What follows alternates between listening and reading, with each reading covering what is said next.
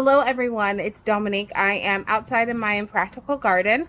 I got a great question the other day from a new subscriber about my grapes. So I kind of want to go over my grapes and my growing process with them because they are a plant that I look at from time to time, and I'll show you from time to time, but I never talk about them.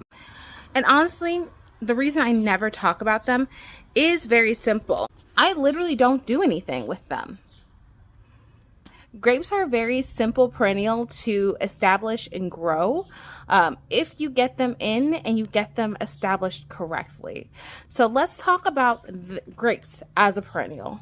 Let's specifically talk about 4 things that you need to do for your grapes if you want them to be able to grow and to be able to flourish without you having to touch them.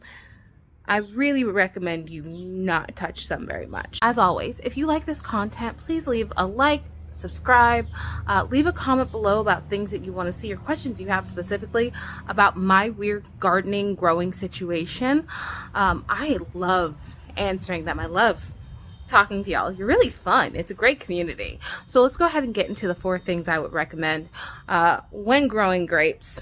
So tip number 1 is when you are getting a new plant, anything that's bare root, but today we're talking about grapes.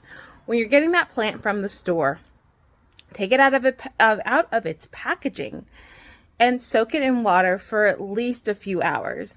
Overnight is optimal. I don't know the proper term for this, but it gives the plant an opportunity to wake up before you just shove it in the ground. And it's gonna give it less chance to die of shock. Step number 2 is watering. Water on a regular schedule while that grape plant is young until it gets established.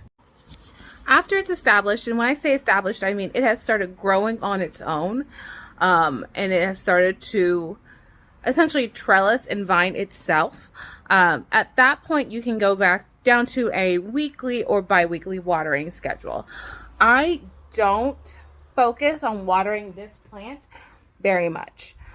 Grapes also do thrive in my environment. Third thing, fertilize in the winter with I believe a grape farmer told me, or a grape producer told me, to do a nitrogen heavy fertilizer. I use a standard NPK fertilizer. The same thing I use on the rest of these plants, I use on my grapevine heavily in the winter.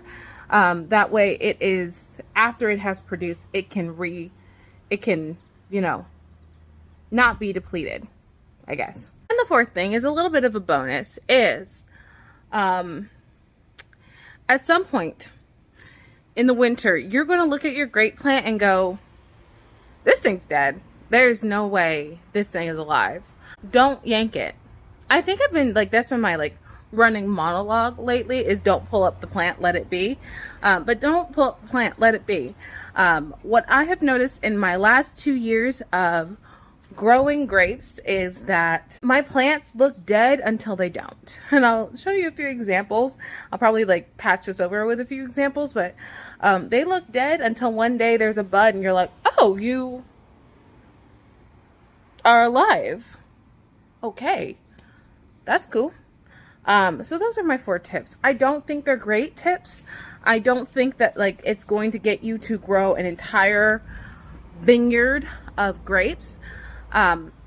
Grapes have been something easy that I have been able to essentially set and forget. So I have kept them. I really, if this was helpful to you, I'm so glad. If it wasn't, I'm so sorry. With the way that my mental health works, there are certain plants in this garden that I pour a lot into, and there are certain plants in this garden that have to thrive on neglect.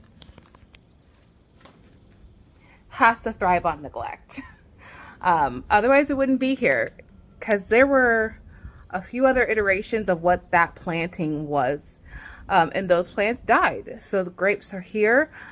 Thankfully, again, they grow well in my climate. I'm questioning that word now. I think it's climate. Anyway, they grow well in my climate. I am in zone 9A/9B Texas. And if you know anything about Texas, you know that, well, if you know anything about the hill country Texas, you know that we have vineyards. Grapes just be like, yes, I'm here. We have wild grapes. Like, I wouldn't say fuss over them too much. Get them established, fertilize them, soak them when you get them, and make sure they have something strong to climb on, because they will go everywhere. Same thing with any vining plant. They'll go everywhere. So I really hope that this grape growing guide from an amateur grape grower who frankly just neglects her grapes was helpful. Don't forget to like, subscribe if this content is helpful to you. Leave a comment if it isn't helpful to you. Leave a comment if you're like, Dominique, you're just a plant growing hack. I totally agree. Leave a comment.